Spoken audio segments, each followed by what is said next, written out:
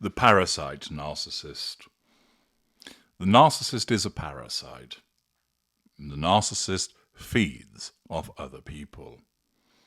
By asserting control over a target that becomes a victim, whether tertiary source, secondary source, or primary source, the narcissist utilizes that individual to further the needs and requirements of that narcissist. The narcissist clamps onto that individual and, through controlling that person, first visits the need for fuel.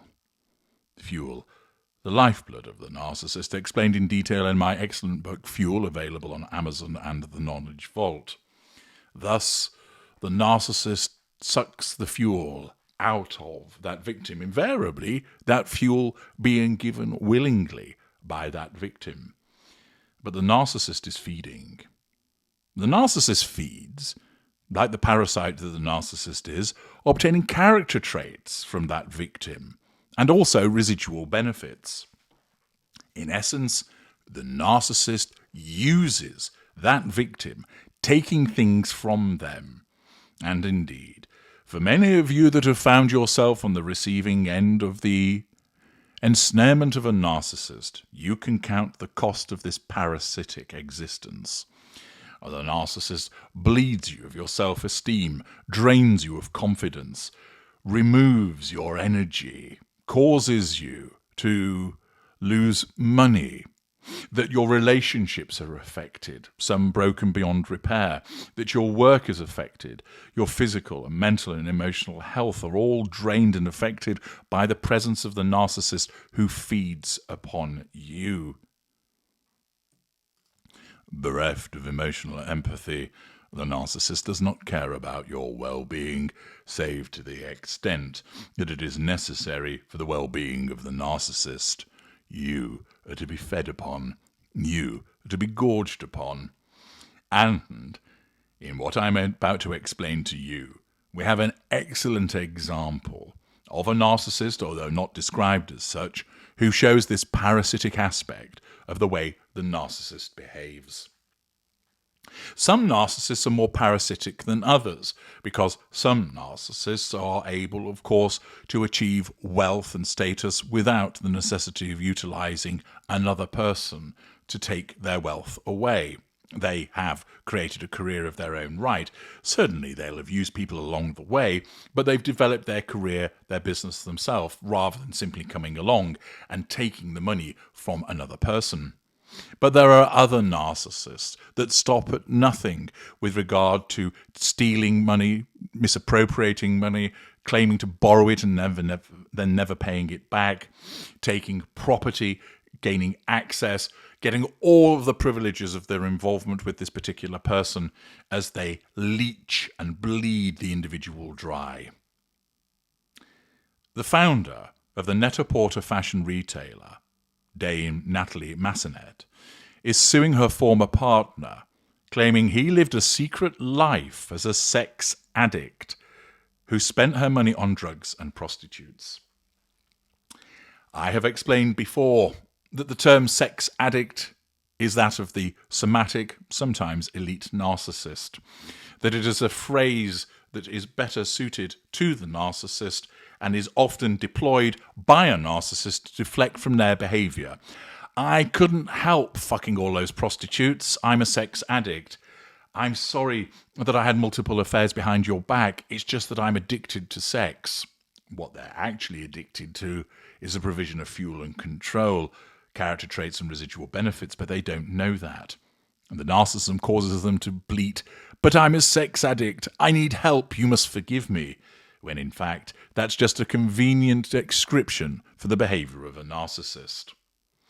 Dame Natalie Massenet, who became the first female head of the British Fashion Council, although she has since stepped down, claims she bankrolled the exclusive lifestyle and business interests of Erik Torstenson, the co-founder of the Frame denim brand.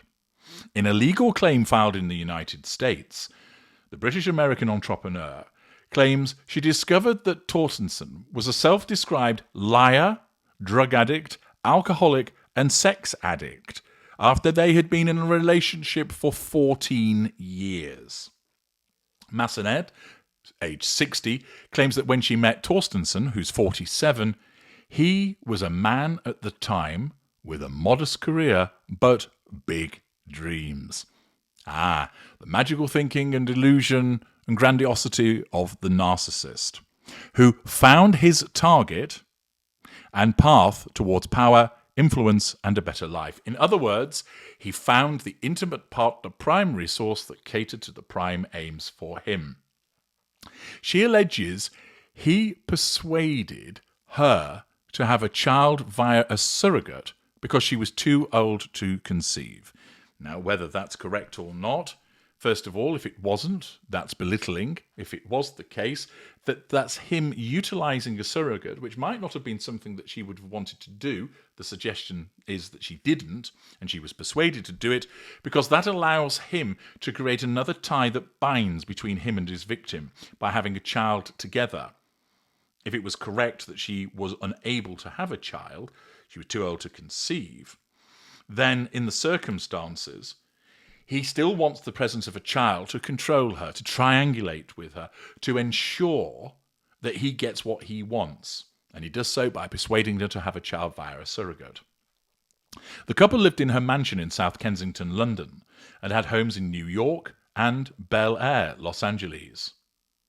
Massenet claims Torstenson, who was born in Sweden, promised gain, that if she funded the extravagant lifestyle that he desired, introduced him to her high-profile business contacts, and supported his business ventures, he would repay her.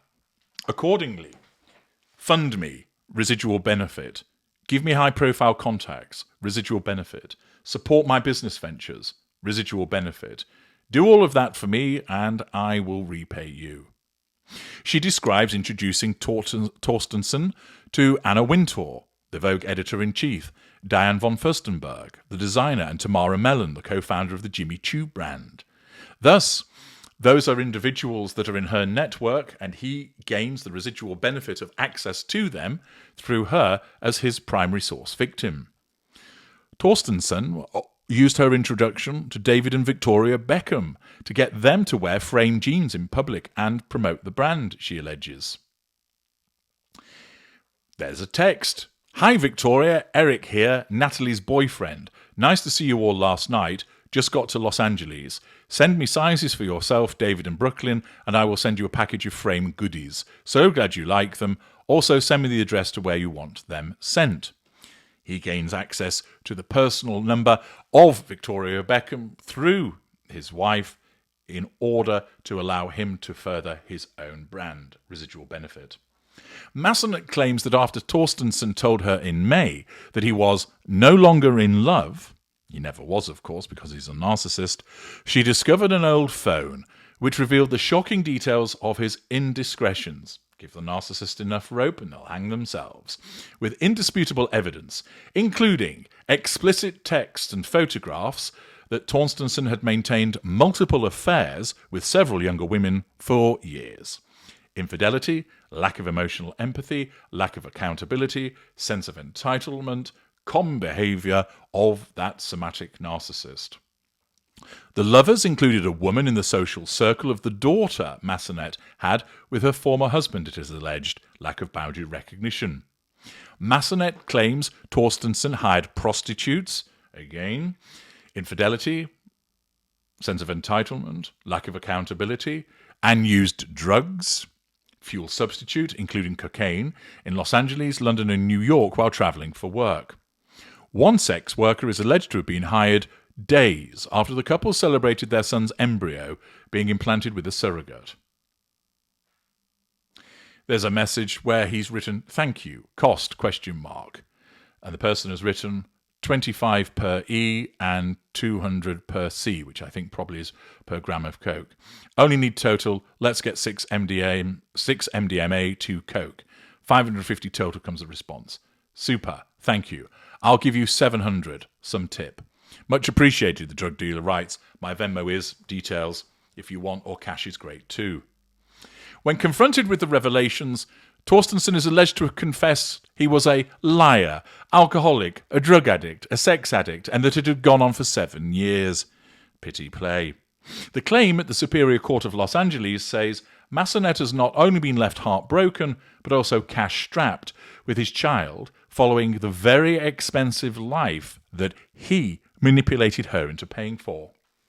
Massenet spent more than $95 million during the course of their relationship on expensive properties, lifestyle expenses, vacations, and more, all residual benefits, based on Torstenson's promise to repay her in kind. Promise gain, future faking. She is suing Torstenson for a fair, equitable return on the investment she made, good luck with that, and compensation for the severe emotional distress she has suffered. Naturally, the lawsuit is going to be a significant threat to his need for control because it's saying that he's done in the wrong, and also it's seeking money from him, which is looking to pluck a residual benefit away from him, which is a further problem for him. The claim adds, Torstenson showered Massenet with public affection, love bombing, and romantic gestures, love bombing, constantly promised gain, Massenet that he was committed to building a life together. But eventually, Torstenson's lies were revealed as just that. All the while, Torstenson had schemed to defraud Massenet out of her hard-earned money and convince her to use her influence and finances to promote and endorse Torstenson publicly and privately under false pretenses.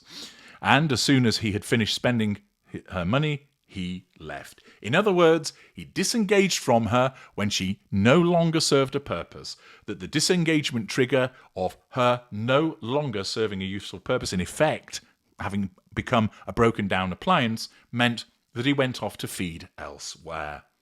The classic behaviour of a narcissist, that he love bombs her, that he offers all of these promises of a bright future together so that he can lay his hands on her fuel, her character traits, and those residual benefits of the networks and huge amount of money. She has found out after 14 years of being lied to the extent of his infidelities and his greed, and now is threatening his need for control by way of legal action. I'm sure there'll be more to come in relation to this particularly parasitic narcissist, but it stands as an excellent example of how the word narcissist isn't used when it's quite clear that that's what he is, and yet again we have another unaware narcissist pleading, I'm a sex addict, when in actual fact, he's a narcissist. I'm H.G. Tudor. Thank you for listening.